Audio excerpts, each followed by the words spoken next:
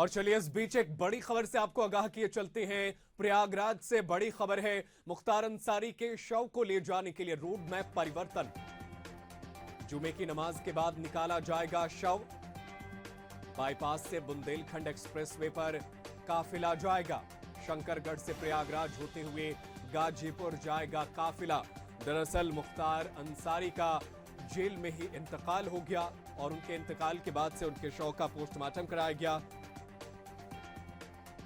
और पोस्टमार्टम के बाद अब उनका शव उनके पैतृक गांव गाजीपुर ले जाया जाएगा, जहां पर उनका सुपुर्द खाक किया जाएगा। कालीबाड़ी कब्रिस्तान में सुपुर्द खाक किया जाएगा और बाईपास के जरिए बुंदेलखंड एक्सप्रेसवे पर पहुंचने के बाद गाजीपुर की तरफ काफिला बढ़ेगा। 26 वाहनों का यह काफिला रहेगा जिसे गाजीपुर तक पहुंचना है। और चलिए ज्यादा जानकारी के लिए हम अपने सहयोगी का रुख कर लेते हैं।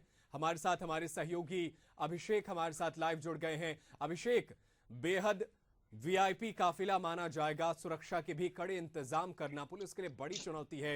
नए रोड मैप में बदलाव क्या कुछ किया गया है, विस्तार से बताइए। देखिए, अगर नए रोड मैप की बात की जाए तो बांदा से जब इंदौर शो निकलेगा तो बाईपास होते हुए बुंदेलखंड एक्सप्रेसवे पर आएगा और फिर भरतपुर के पास चित्रकूट से बुंदेलखंड एक्सप्रेसवे से एग्जिट करेगा और करवी प्रयागराज शंकरगढ़ होते हुए करवी चित्रकूट के रास्ते से जब निकलेंगे तो करवी आएंगे, करवी से शंकरगढ़ आएंगे और शंकरगढ़ से फिर प्रयागराज और प्रयागराज से वाराणसी के बाद सीधे गाजीपुर लाया जाएगा। दरअसल सुबह से ही इस बात को लेकर प्रशासन प्लानिंग कर रहा था कि आखिर मुख्तार अंसारी को ले जाने का जो रूट मैप है वो क्या होना चाहिए, जिसके जरिए आसानी से और सुगमता के साथ मुख्तार अंसारी के शव को उनके आवास मोहम्मदाबाद पहुंचाया जाए। और अब इस नए रूट मैप के जरिए मुख्तार अंसारी का जो शव है वो बांदा से एक्सप्रेसवे के जरिए लाया जाएगा। सबसे पहले वो चित्रकूट भरतपुर के बाद उसे फिर से एक्सप्रेसवे से नीचे उतारा जाएगा शव को और फिर से नॉर्मल रोड के जरिए करवी होते हुए प्रयागराज में शंकरगढ़ के क्षेत्र को पार करते हुए फिर प्रयागराज से वाराणसी और वाराणसी से गाजीपुर ये शव लाया जाएगा। लेकिन सबसे बड़ी खबर ये अभी सामने आ रही है कि मुख्तार अंसारी का जो पोस्टमार्टम होना था उसको लेकर सस्पेंस बरकरार है कि आखिर पोस्टमार्टम हो रहा है या नहीं हो रहा है। इस पर पेच फंसा हुआ है क्योंकि उमर अंसारी जो मुख्तार अंसारी के छोटे बेटे हैं उन्होंने ये मांग की थी पत्र लिखकर कि मुख्तार अंसारी की जो पोस्टमार्टम की प्रक्रिया है उसमें दिल्ली एम्स के डॉक्टर्स को शामिल किया जाए, हमें स्थानीय डॉक्टरों पर भरोसा नहीं।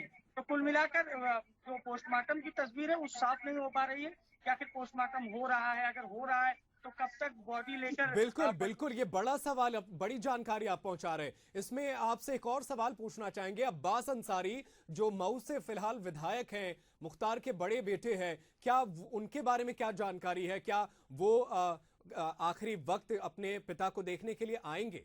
क्या कुछ जानकारी निकली? देखिए सुबह नदीम, जाहिर सी बात है कि मुख्तार अंसारी के जो बड़े बेटे हैं अब्बास अंसारी, वो एक विधानसभा के सदस्य भी हैं और मुख्तार अंसारी के बड़े बेटे अब्बास अंसारी को पैरोल के लिए परिवार कोर्ट पहुंचा था। हालांकि कोर्ट ने मना कर दिया था कि हम इसकी सुनवाई नहीं कर सकते। इसके बाद ये माना जा रहा है कि वो सुप्रीम कोर्ट जाने की तैयारी कर रहे हैं। अब देखने वाली बात होगी कि सुप्रीम कोर्ट में क्या आज सुनवाई होगी, क्योंकि आज सुनवाई होना संभव नहीं। अगर विषम परिस्थितियों में सुप्रीम कोर्ट इस मामले की सुनवाई भी करता है तो ये देखने वाली बात होगी कि क्या नतीजा निकल कर आएगा। लेकिन फिलहाल हाईकोर्ट से झटका लगा है अंसारी परिवार को। मुख्तार अंसारी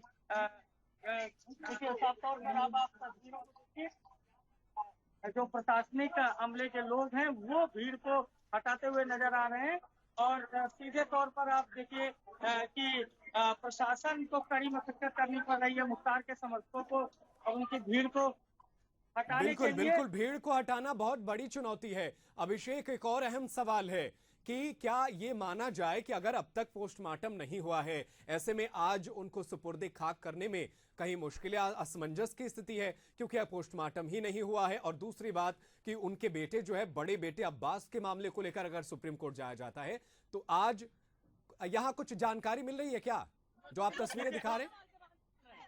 देखिए स्थानीय जो मीडिया कर्मी है उनकी ये शिकायत है कि प्रशासन कवरेज नहीं करने दे रहा है। तमाम सारी बातें निकल कर सामने आ रही है। और फिलहाल हमें भी रोका गया पुलिस के द्वारा कि आप बैरिकेड के आगे नहीं जा सकते हैं, जबकि सुबह से ऐसी कोई मनाही नहीं थी कि आप मुख्तार अंसारी के परिवार से नहीं मिल सकते या उनका वर्जन नहीं ले सकते या रिपोर्टिंग नहीं कर सकते। लेकिन अचानक से प्रशासन ने रोकना शुरू किया। लेकिन अब फिर से मुद्दे पे आते हैं। हम आप चर्चा कर रहे थे मुख्तार अंसारी के पोस्टमार्टम पर।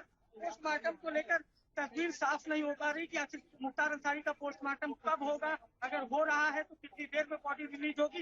ये जो समर्थकों की भीड़ है नसीम, आप देखिए कि ये बात कीजिए जरा, समर्थकों से बातचीत कीजिए और पता कीजिए कि मुख्तार अंसारी के दौर के वो कैसे देखते हैं। जी बात कीजिए, कुछ समर्थकों से बात कीजिए और पूछिए कि मुख्तार के दौर को वो किस तरीके से देखते हैं। जाहिर है समर्थकों से बात जानेंगे कि आप देखिए समर्थक भी बात नहीं करना चाहते। क्या आप लोग इंतजार कर रहे हैं मुख्तार अंसारी कितने वर्षों से जुड़े हैं मुख्तार अंसारी से आप लोग? देखिए कोई कुछ बिल्कुल बताना कोई नहीं बात चाहता। नहीं करना चाहता है। बिल्कुल बिल्कुल अभिषेक। हाँ, आप लोग इंतजार कर रहे हैं। जो समस्या है इंतजार कर रहे हैं हम। आप लोग भी बॉडी का इंतजार कर रहे हैं। तो देखिए जो उनके समर्थक हैं उनके कामों की चर्चा कर रहे हैं कि उन्होंने गरीबों के लिए काम किया बिल्कुल है। बिल्कुल लोग अपने अपने तरीके से कुछ बताना भी चाह रहे हैं, तो कई लोग जो है बताने की कोशिश नहीं करना चाहते या बताना नहीं चाहते।